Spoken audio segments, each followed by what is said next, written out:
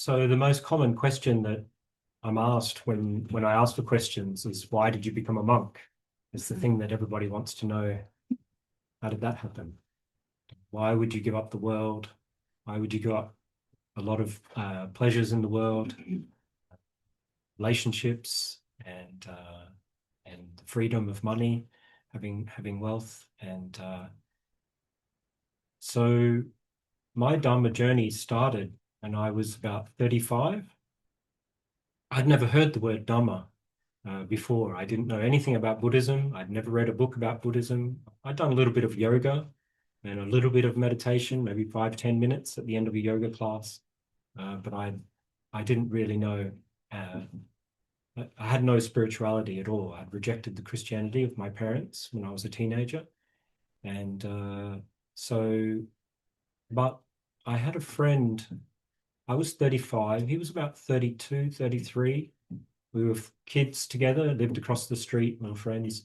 And he was driving to work one day and he just couldn't feel how hard he was pressing the pedal. His foot was kind of numb. And by the end of the day, his whole right leg was numb. So he went to the doctor and they did some tests and he had an inoperable brain tumor behind his right ear. It was the size of a plum and it was inside the brain. So they can't cut.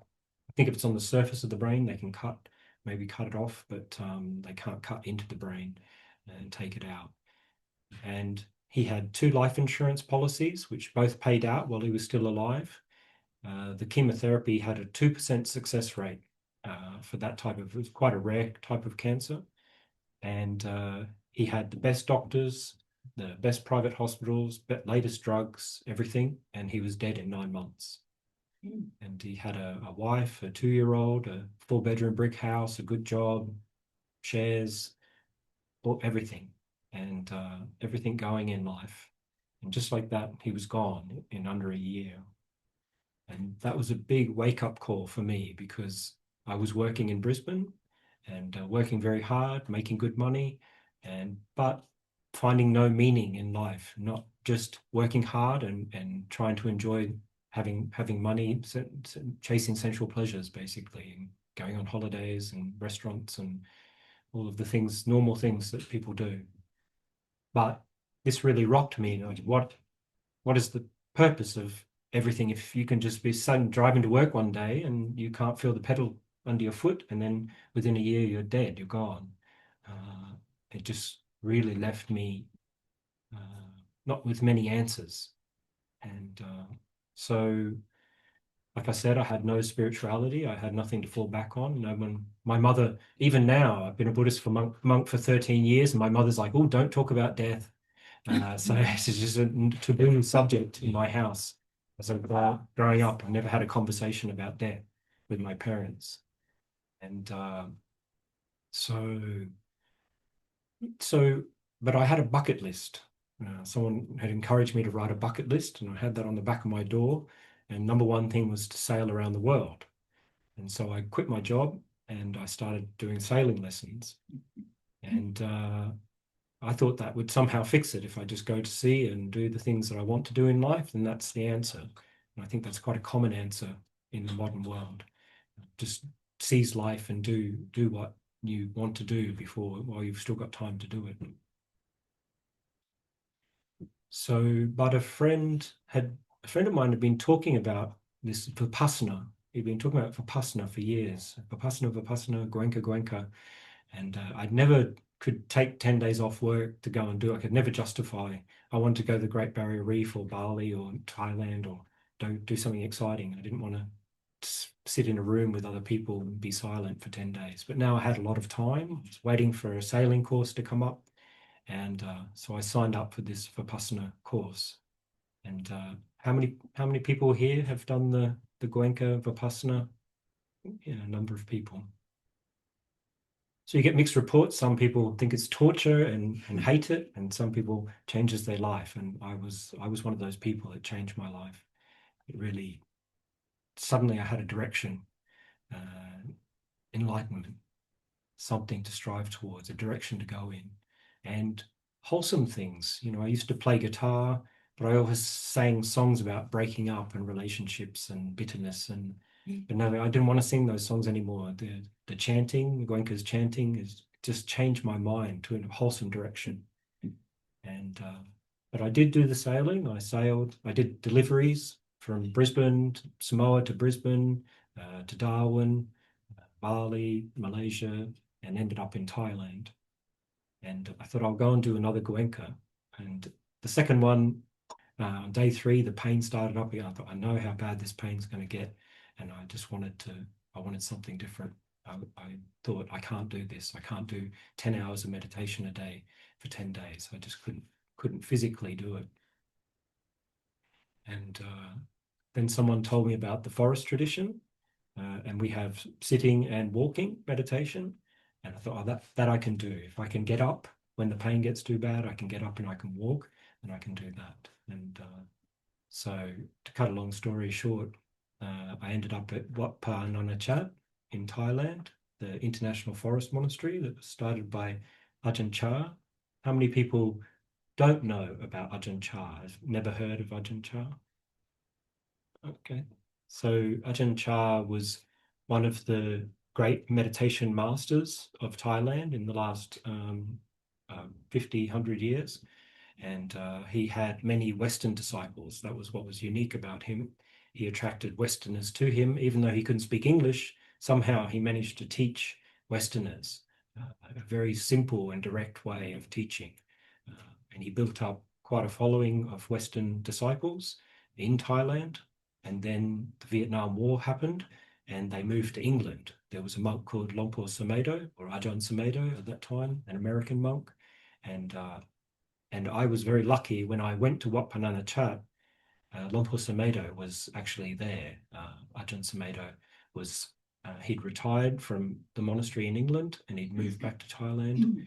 And it was like the same feeling I had with Goenka when he first explained the Dhamma to me. When Lompo Samedo taught the Dhamma, then it was like something I'd never heard before. And the way he explained the path to enlightenment, the stages of enlightenment, it was just a revelation to me. So I got totally hooked. And on the forest practice, I didn't really intend to stay in Thailand that long. I think on Thursday night, I told I was waiting for a boat to take me to India and Sri Lanka and India, and the boat got hit by lightning, and I got stranded in Thailand for about 5 months, and that was just long enough to end up at Wat Pah Nanachat and get hooked on the Dhamma all over again. And but nonetheless, it was a big decision. I was a novice. Usually, you're an anagarika, what's called an anagarika, for 6 months, so in white robes for 6 months, and then you're a novice monk for 1 year.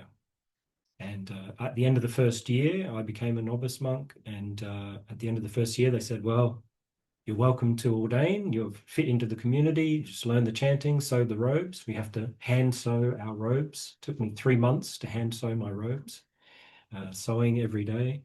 And but I wasn't ready. I couldn't quite commit. I missed home. I wanted to go back to my family in particular. It was hard. I'd already been traveling for 2 years, 3 years at that point. And when you ordain in our tradition, it's for 5 years. You make a 5-year commitment. Don't come what may. You don't back off. You don't let yourself kind of talk yourself out of it and go home. If you take that higher ordination, the final ordination, then it's a 5-year commitment. So the idea of being away for another 5 years, and don't even think about asking to go home. So it was a big decision. It took me 2 years in the end to decide. And there was this reflection of Lompo Cha. I read all of the talks that have been translated into English for Lompo Cha. There's a big, thick brown book, which if you're lucky enough, you can find it. It's probably free online as well. And I read all of the talks and listened to a lot of Lompo Samedo's talks. But it was this one thing about Ajahn Chah saying, no, there were many things, but one of the powerful things was Ajahn Chah saying, you should ask yourself every day, what am I going to take with me when I die? And you'll become a wise person if you ask yourself that. Because, and so I did this when I was a novice and I was really umming and ahhing, trying to decide, should I do it? Should I go home? I'd ask myself this question, well, what am I going to take with me when I die? If I go back home and get a job, get a mortgage, save up for retirement, and just one day you can be driving to work and you know you'll be told by the doctor you've got 9 months to live. And what am I going to take with me? I'm not going to take your bank balance. You're not going to take your house. You're not going to take your car. You're not even going to take your family or your relative, your partner. They'll stay behind. Um, and so I was whittling away, whittling away. What is it that you take with you? And one of the things for me is one of the lucky things in my life is I've always really been able to concentrate. At school, I did very well at school, and because I could concentrate, I never seemed to lose my concentration on what the teacher was saying.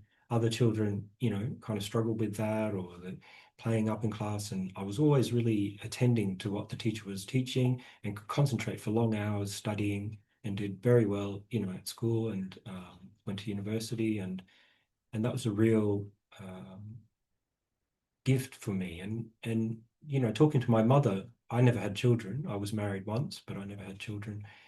And my sister was such a different character to me from when we were little.